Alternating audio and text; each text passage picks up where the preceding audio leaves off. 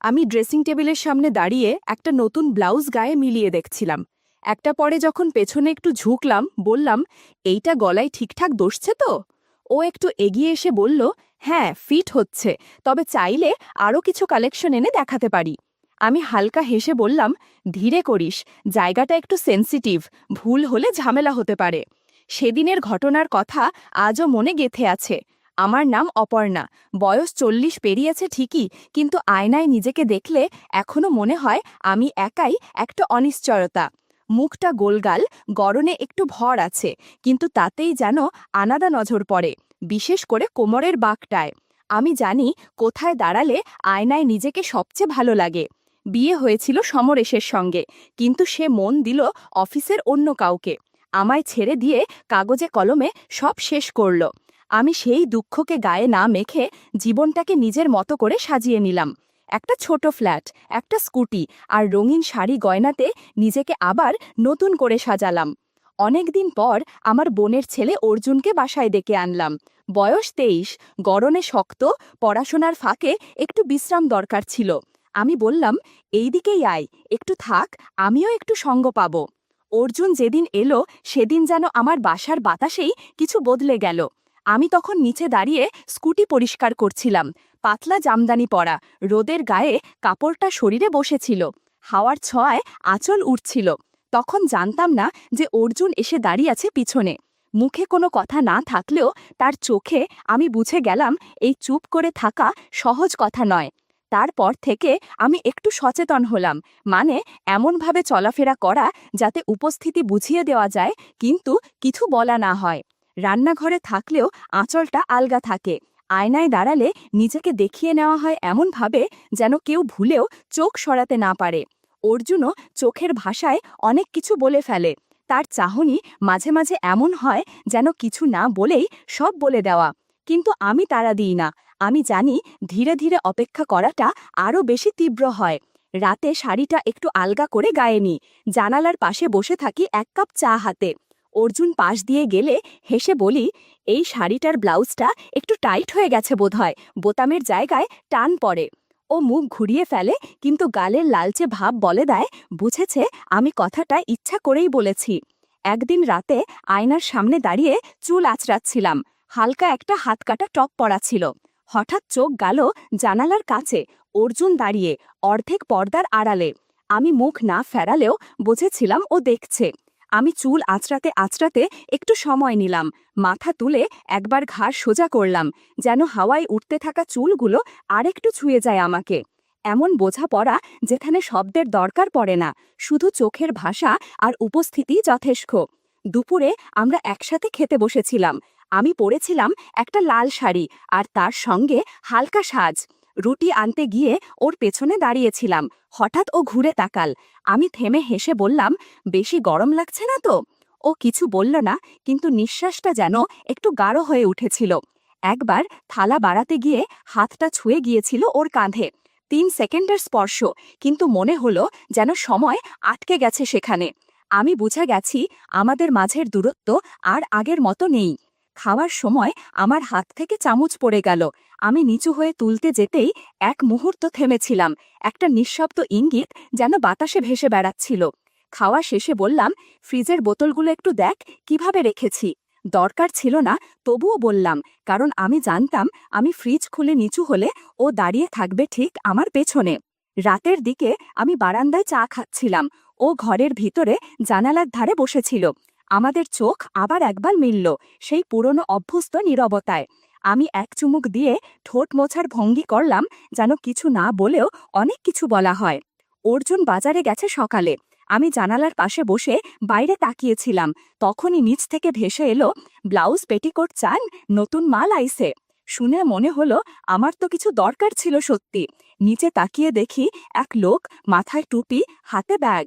আমি নিচু গলায় বললাম, এই যে ওপরে আয় তো।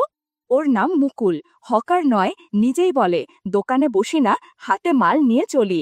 ওর হাতে রঙিন কাপড়ের ব্লাউজ। আমি ড্রেসিং টেবিলের সামনে দাঁড়িয়ে একটার সঙ্গে শাড়িটা মিলিয়ে দেখছিলাম। ও পাশে দাঁড়িয়ে বলল, এইটা আপনাকে খুব ভালো মানাবে। আমি আয়নায় তাকিয়ে হেসে বললাম, আর কোনো রং দেখাও তো।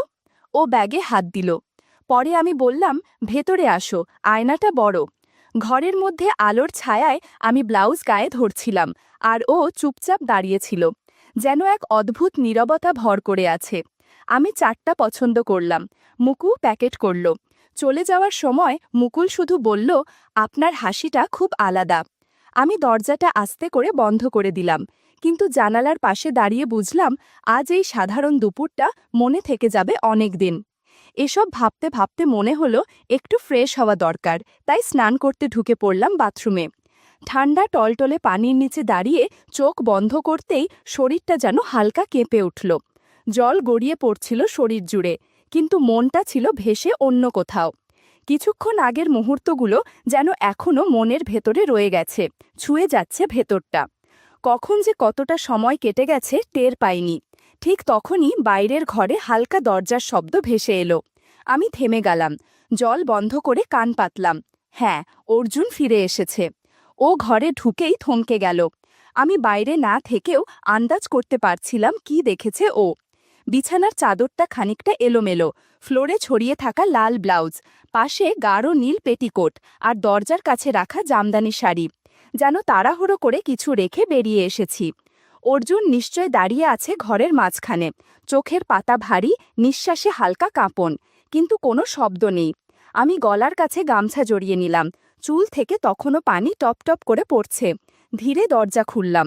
চোখে চোখ পড়তেই টের পেলাম ও কিছু না বললেও ওর চোখে ঘুরছিল শত প্রশ্ন, কিন্তু সেগুলো ও উচ্চারণ করবে না, অন্তত এখনই নয়। আমি হেসে বললাম, তুই এলি? আমি স্নানে ছিলাম, তুই তো দেরি করলি অনেক। ও চুপচাপ তাকিয়ে থাকল, অনেক কিছু বলতে না বলেও বুঝিয়ে দিল। আমি পাশ কাটিয়ে ঘরে চলে এলাম, গামছার ভেতর নিজেকে আগলে, চুলটা একপাশে সরিয়ে। বুকের ভেতরের ধকধক তখনও থামেনি। অর্জুন জানালার পাশে গিয়ে দাঁড়ালো, মুখ ঘুরিয়ে নিল। আমি চুপ। ঘরের ভেতর একটা নীরব উত্তেজনা ছড়িয়ে গেল। যেটুকু মুকুল রেখে গিয়েছিল সেটা অর্জুন বুঝে ফেলেছে। আমি অনুভব করছিলাম ঘটনাটা হয়তো ঠিক সময়ে ঘটেনি, তবু থেমেও যায়নি। এরপর থেকে অর্জুনের চোখে আমার প্রতি দেখার ভঙ্গি পাল্টে যায়। এখন ওর চোখে যেন একরকম দ্বন্দ্ব, আকর্ষণ আর প্রশ্নের মিশেল, যেটা সে নিজেও বুঝে উঠতে পারছে না। আমি জানতাম ওর ঘুম আসছে না, শরীরে কোনো ব্যথা নেই, কিন্তু মনে যেন কোথাও একটা খচখচে ভাব।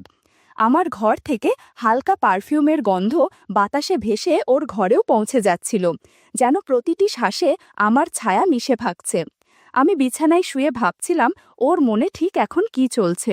এইভাবে কিছু না বলেও অনেক কিছু ঘটে। সকালের রোদটা ছিল বেশ উজ্জ্বল। আমি জানালার ধারে বসেছিলাম, গায়ে ছিল হালকা একটা পাতলা শাড়ি। মনটা ছিল ঢেউয়ের মতো, বারবার কোথাও গিয়ে ধাক্কা খাচ্ছে, থামছে না। হঠাৎ গলির মুখ থেকে ভেসে এলো সেই পরিচিত ডাক, পেটিকোট আপা, নতুন ডিজাইনের আইসে।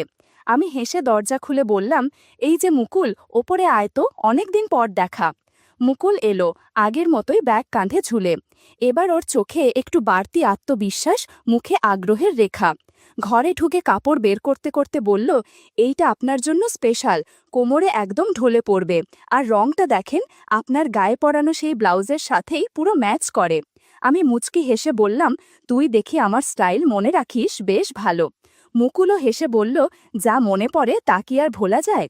আমি বুঝতে পারছিলাম ওর দৃষ্টি শুধু কাপড়েই আটকে নেই, আজ আমার সাজে একটু বেশি যত্ন ছিল, ইচ্ছে করেই। কথার মাঝেও আমি টের পেলাম জানালার ফাঁক, বারান্দা কিংবা সিঁড়ির পাশ থেকে কেউ আমাকে লক্ষ্য করছে। আমি জানতাম অর্জুন দেখছে। আমি ইচ্ছে করেই একটু বেশিক্ষণ সময় নিলাম কাপড়গুলো দেখাতে। মুকুল চলে গেল, কিন্তু ঘরে তার একটা উপস্থিতির ঘ্রাণ থেকে গেল, এমন এক অনুভব যা সহজে মুছে যায় না। আমি আয়নার সামনে বাড়িয়ে চুল আঁচড়াচ্ছিলাম। ঠিক তখনই পেছন থেকে অর্জুন বলল, আজ তোমার হাসিটা একটু বেশি ছিল খালামণি। আমি ঘুরে তাকালাম না, বললাম, তুই দেখছিলি? হ্যাঁ, ও বলল। আমি ধীরে ঘুরে তাকালাম, চোখে চোখ পড়ল। কোনো শব্দ নয়, শুধু দুজনের ভেতর দাঁড়িয়ে ছিল সেই সমস্ত দিনের না বলা গল্প। আমি এক পা এগিয়ে গেলাম ওর দিকে, মুখে হালকা হাসি, চোখে চুপ করে থাকা সব উত্তর। অর্জুন বলল, তুমি কি সব জানো? আমি ঠোঁটে একটুখানি বাঁকা হাসি টেনে বললাম, সব তো বলা হয় না, কিছু জিনিস শুধু চোখে থেকেই যায়। ওর চোখ কাঁপছিল, ঠোঁট নড়ছিল, কিন্তু শব্দ বেরোচ্ছিল না। আমি আরেক পা এগিয়ে এলাম ওর কাছাকাছি, নিচু গলায় বললাম, তুই কি কিছু বলতে চাস অর্জুন? ওর উত্তর, তুমি চাও তো বলি। আমি হেসে বললাম, না খোলাসা করে না অস্বীকার করে, সব কথা মুখে বলতে হয় না, কিছু অনুভব বোঝাতে হয় ছুঁয়ে। তারপর ধীরে পেছন ঘুরে চলে গেল। আমি জানালার ধারে দাঁড়িয়ে দেখলাম অর্জুনের ছায়া করিডোরের কোণে মিলিয়ে গেল, আর তার পেছনে আমি রেখে দিলাম আমার একাকিত্ব, আমার নিঃশব্দ চাওয়া, আমার না বলা অভিমান। সব কিছু হয়তো বলা হয়নি, কিন্তু যেগুলো রয়ে গেছে সেগুলো কি কোনোদিন মুখে বলা যায়? আমি অপর্ণা। আমার গল্পটা ঠিক যেখানে শেষ হয় সেখান থেকেই শুরু হয় তোমাদের কল্পনা, আর সেইখানেই আমি রয়ে যাই, একটু ইচ্ছায়, একটু না বলা তৃষ্ণায়।